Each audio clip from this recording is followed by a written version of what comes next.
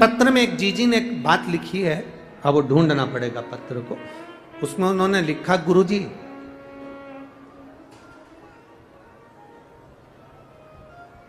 मान लो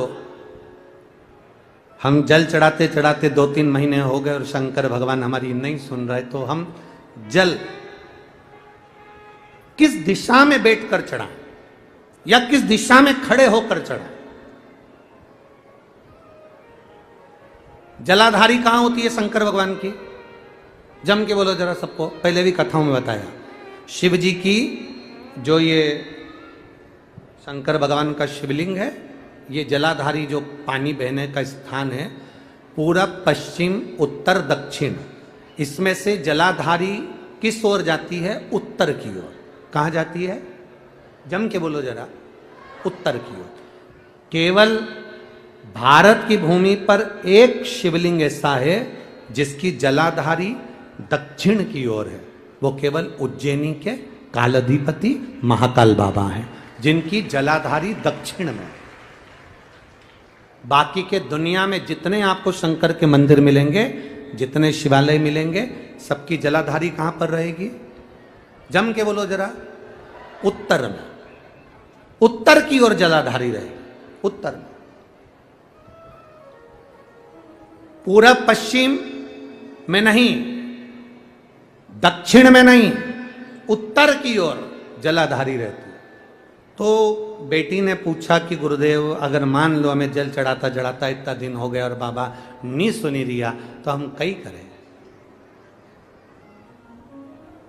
अब उसने तो, बेटी ने तो अपनी भाषा में, राजगढ़ की भाषा में लिख दिया कि हम काई करें। अब तुम बताओ।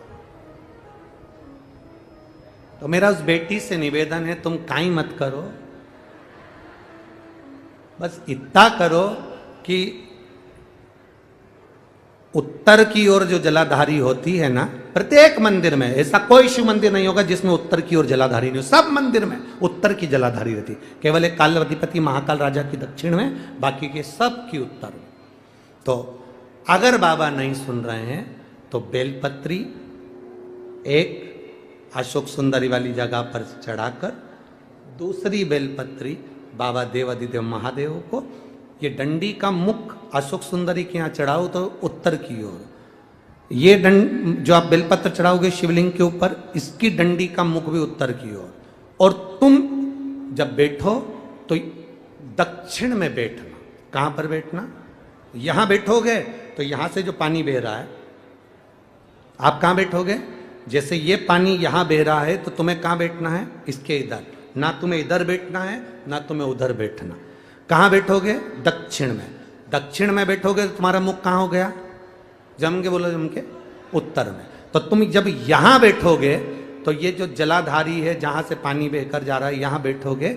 और जब आप जल समर्पित करोगे, जल चढ़ाते चढ़ाते एक बार थोड़ा सा आगे बढ़कर जल की धार को अशोक सुंदरी तक लेकर जाना।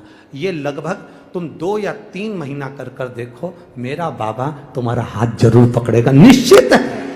वो बल उस स्थान से प्राप्त होगा, वो स्थान, क्योंकि प्रत्येक जो जलाधारी होती है वो उत्तर की ओर होती है, प्रत्येक जलाधारी।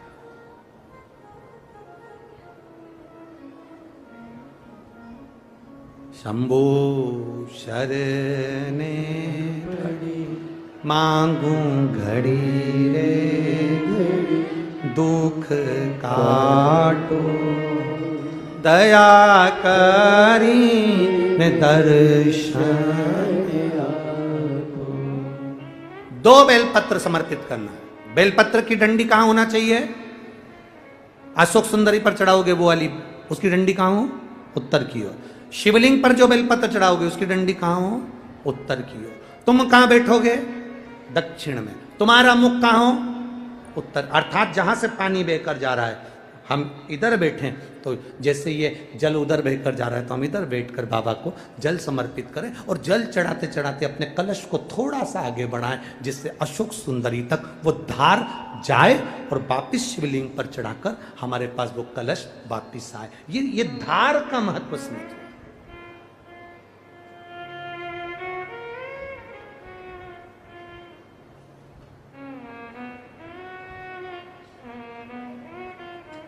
एक बार ये कथा हमने कह दी एक जगह पर, तो किसी व्यक्ति ने पूछा, गुरुजी ऐसा भी होता है कि जल चढ़ाने का भी नियम होता है, यहाँ चढ़ाओ वहाँ चढ़ाओ? हमने कहा देखो, एक व्यक्ति वो होता है जो नौकरी में रहता है, नौकरी में रहता है, बैंक में नौकरी कर रहा है, पुलिस में नौकरी कर रहा है, सरकारी नौकरी कर रहा है, स्कूल में नौकरी कर रहा है, तो वो व्यक्ति की जब तक नौकरी रहती है वो कुर्सी पर बैठता है, सिग्नेचर करता है, तो उसकी बात मानना पड़ती, क्योंकि उसका सिग्नेचर हो गया। और वही व्यक्ति जब रिटायर हो जाता है और रिटायर होने के बाद अपनी कुर्सी पर आके बैठ के सिग्नेचर कर दे, तो उसका सिग्नेचर मायना रखाएगा? बोलो जम के। वो किसी को सस्पेंड कर दे तो बात आएगी, भले कितना बड़ा भी ऑफिसर हो, पहले तो तू रिटायर हो गया, रिटायर होने के बाद तू किसी को सस्पेंड नहीं कर सकता। कुर्सी जब तक तेरे पास है, पद जब तक तेरे पास है, तू जब तक नौकरी पर है, तेरे सिग्नेचर का मूल है। तो ऐसा हमारे यहाँ भी स्थान बताए गए कि यहाँ बैठकर जब आप सिग्नेचर करोगे, मतलब यहाँ बैठकर जब आप जल चढ़ाओगे, तो वो जल मेरा महादेव स्वीकार करता है और उससे तुरंत फल की प्राप्ति हो जाती है। ये सिग्नेचर।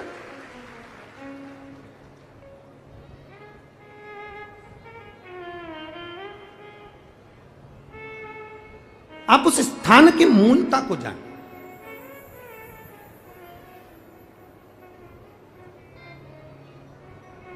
तैतीस कोटि देवता जहां से जल बहता है उत्तर की ओर, 33 कोटि देवता विराजमान होते हैं। हम कई बार जल चढ़ाते हैं, तो हमारी आदत क्या होती है, कई बार जल चढ़ाने वाले जितने लोग हैं, जैसे हमारी आदत क्या है, ये शिवलिंग है, ये जलाधारी, तो हम यहाँ बैठ जाते हैं।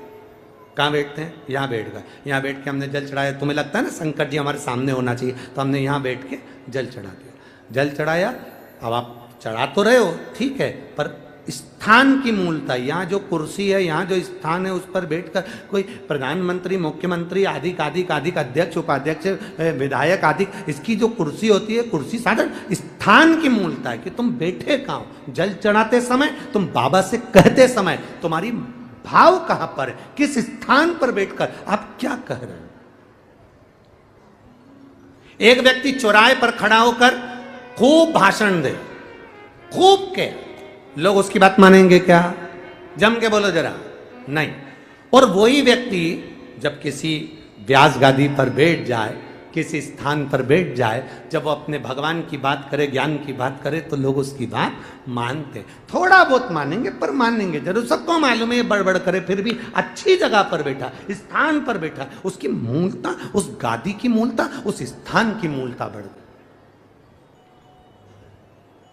बाजार में चाय 5 रुपए की, यहीं से जाओ बाहर, 5 रुपए की चाय, आगे पहुंचे होटल पे 10 रुपए की, और अच्छी होटल पे 20 रुपए की, और अच्छी होटल पे 30 रुपए की, 5 स्टार होटल में 150 रुपए की। चाय वही है, दूध वही है, शक्कर वही है, पत्ती वही है, कप वही है, गिलास वही है, बस चाय की कीमत बढ़ गई। यहां थी 5 की, वहां पहुंचे 10 की, और 5 स्टार में 150 की। उसी तरह शिव के आसपास में बैठने की जगह, कहां बैठकर हम कौन सी आराधना करें, कैसे हम महादेव से अपने दिल की बात कर दें, ये जगह की मूलता कर देती है कि तुम्हारी कीमत कहां बढ़ सकती है। किस स्थान से बैठकर हम शिव को जल चढ़ा लें कि शंकर हमारा हो जाए, शिव के भाव हमारे आनंद में हो जाए।